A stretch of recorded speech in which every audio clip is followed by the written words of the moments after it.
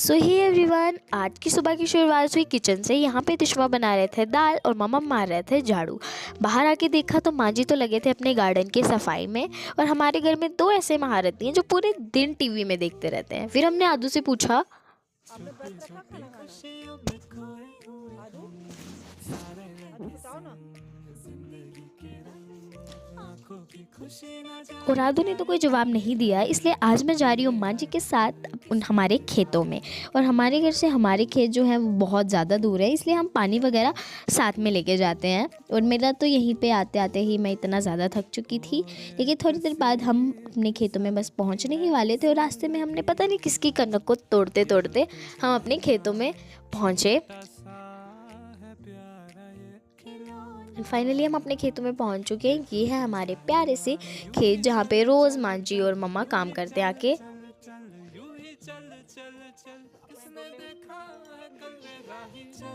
And इतने प्यारे प्यारे खेत देखकर मुझे तो बहुत अच्छा लगा। लेकिन माँ जी और मम्मा तो सीधा आके अपने लग गए थे काम में, क्योंकि यहाँ पे बहुत ज़्यादा टाइम लगने वाला था। तो फिर यहाँ पे जो है मम्मा कनक के बीच से जो बिन बुलाए मेहमान होते हैं, मतलब जिनको हम गनैल बोलते हैं, उनको अपने हाथों से निकाल रहे थे। और माँ जी कर रहे थे ऐसे घास फूस की कटाई कनक के बीच से। और ये काम बहुत ज़्यादा मुश्किल है, इसलिए मैं तो यहाँ पे अपना टाइम पास कर रही थी। और मुझे मिला ये पास फेल, जो पता नहीं कब उड़ा पास में उड़ा कि फेल में, मुझे नहीं पता लगा। एंड यहाँ पे माँ जी तो कर रहे थे इतना ज़्यादा काम, इनको देख के तो बिल्कुल मैं थक चुकी थी। इसलिए मैं तो जाके साइड पर बैठ गई थी कि भाई मुझसे कोई काम नहीं कराना। एंड थोड़ी देर बाद ही 12 बज चुके थे और सूरज हमारे सिर पर था, जिसकी बहुत ज़्यादा धूप लग गई थी। फिर थोड़ी देर में पापा भी आ गए थे माँ जी और मम्मा को हेल्प कराने के लिए।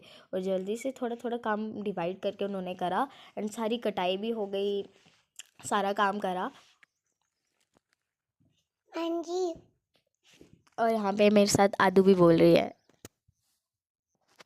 Hello guys.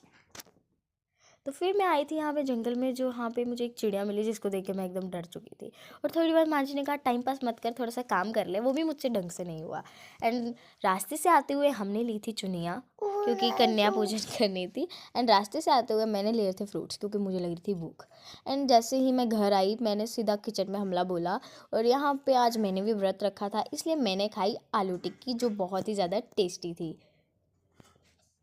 एंड थोड़ी देर बाद ही शाम के टाइम माँ जी जो हमने खेतों से सरसों लाई थी, उनको उसमें से जो सरसों थी उसको अलग कर रहे थे।